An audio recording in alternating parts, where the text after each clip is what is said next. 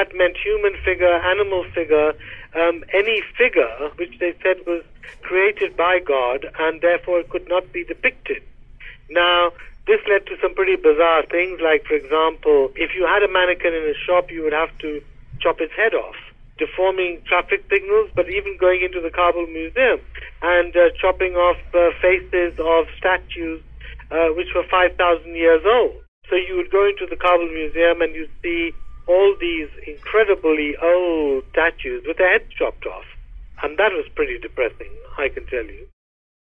The Taliban then insisted that for passports, men would have their photographs and women would have their fingerprints.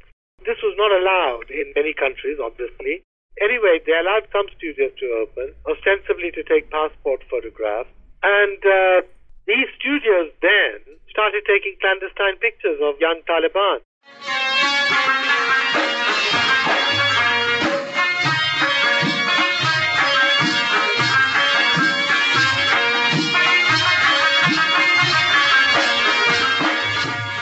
I didn't take these pictures. I found them and I want to make them public because I think they're great. Because a lot of people thought that was my way of representing the Taliban, that I went to Afghanistan, photographed the Taliban and made them look like Gilbert and Georges gay icons, which they chose to do it themselves. So I got a lot of criticism in Europe from the sort of liberal PC left who found it demeaning for me to make them look like this. And they chose to look like that.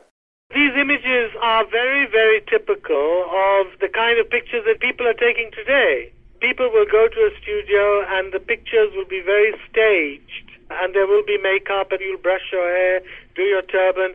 You know, there's this air of mystery about them simply because these studios were only semi-legal. These pictures were not permissible and these young men, you know, are showing affection to each other. You know, at that time all this was illegal.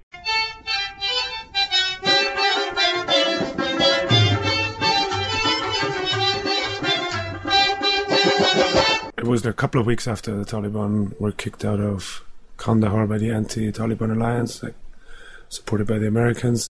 Opposite of the hotel was a whole row of photo studios who were about to reopen because they had been banned under the Taliban. So now they're cleaned out their windows and put up their new signs. It was this sort of life restoring again after the departure of the Taliban. And so I saw these pictures. I just saw them in the window, went up to them and asked if I could see more of them, if I could buy them or if I could take them, and they were very happy to give them to me. They didn't understand why I was interested, and they thought like some stupid Westerner wants these stupid pictures.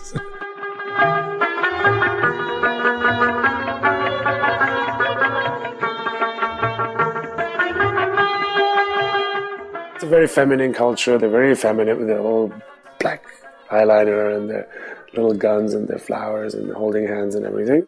There is a very strong homosexual tradition in which an elder man will kind of adopt a young man and become lover, become student, and teach him whatever skills he may have.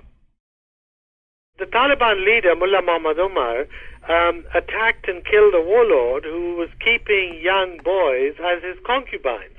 And in fact, that move was the start of the Taliban movement. It was a movement against oppression.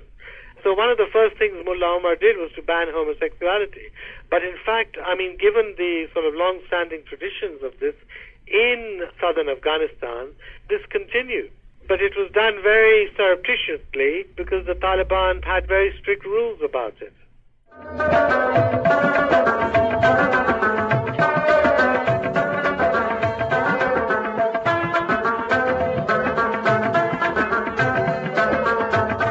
Tribesmen wear a lot of coal in the eyes, and actually it has a lot of health benefit because coal protects you from the glare of the sun, and it also protects you in dust storms from the eye being damaged by grit. So traditionally, nomads and tribesmen have worn a lot of coal. Secondly, Afghan nomads wear their hair very long, which is also a tradition.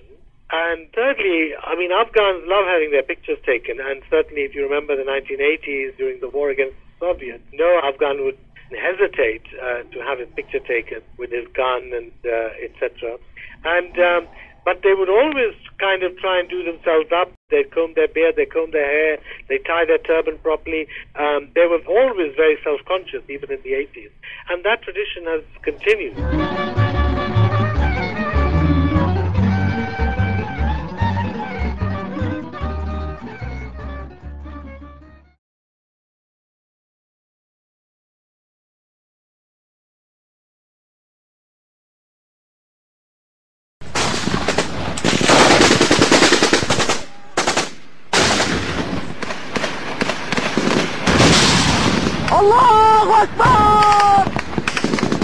The Taliban, they're not like altar boys.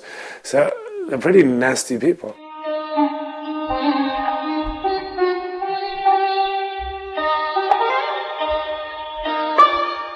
Many of the pictures that we see are actually very, very young Taliban. These are what you would call perhaps not the original Taliban who came in 94, but Taliban who were recruited from the villages, from Pakistan as late as perhaps, 99, 2000. And they were not necessarily all kind of imbued with that original Taliban strictness and Taliban ideology. They came in, to fight with the Taliban because they believed in them, but they didn't necessarily believe in all the restrictions of the Taliban.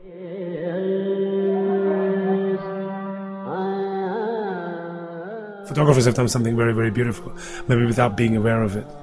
That they've taken pictures of people who ban photography, but have such a desire to be photographed that the flesh is more willing than the spirit.